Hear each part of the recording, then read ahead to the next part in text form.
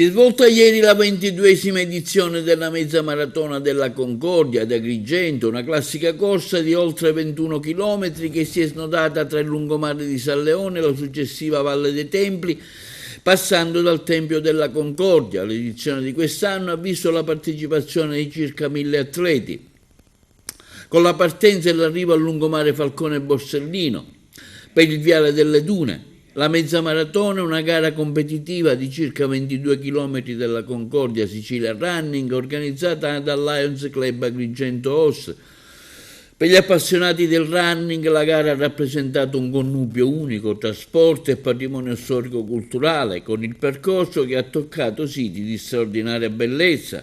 Ha tagliato il primo guardo Gianfranco Messina della SD Polisportiva Atletica Bagheria, che si è anche aggiudicato il trofeo Mario Mondello. Tra le donne, vittoria per Desiree Cugnata dell'Athlon Camarina, che ha conquistato il trofeo Liliana Cusumano, confermando il proprio valore su un percorso tecnico e impegnativo. Il presidentessa, in questo caso del Lions Club Agrigento Ost, Egra Tornambe Corallo. Buongiorno Presidente. Buongiorno.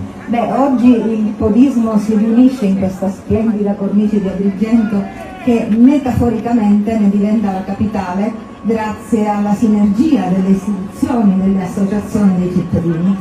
Noi Lions siamo orgogliosi di sostenere da 22 anni questa iniziativa grazie alla passione, alla competenza, all'impegno di un nostro splendido socio Antonio Calameta, che con il suo operato ha fatto diventare questo evento atteso e qualificato nel mondo podistico regionale ed oltre. Secondo me riveste un ruolo importante per la città di Agrigento e io do un saluto di benvenuto a tutti gli atleti ci presenti sotto il problema della vari parte d'Italia, quindi Agrigento e San Leone non potevano non accogliere tutti gli atleti per una bellissima giornata in questo contesto meraviglioso.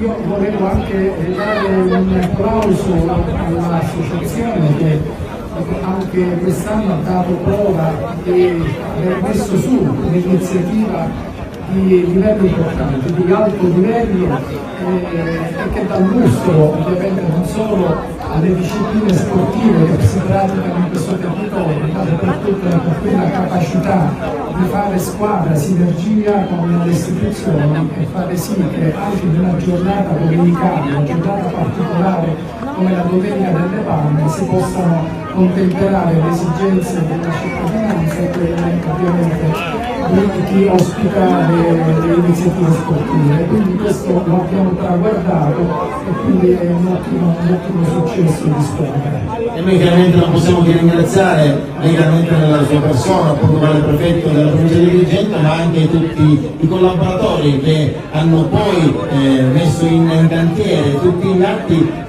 proprio a riuscire a contenere questa massa di atleti che comunque così un po' snodandosi lungo le strade di Agrigento hanno anche un po' colorato questo paesaggio.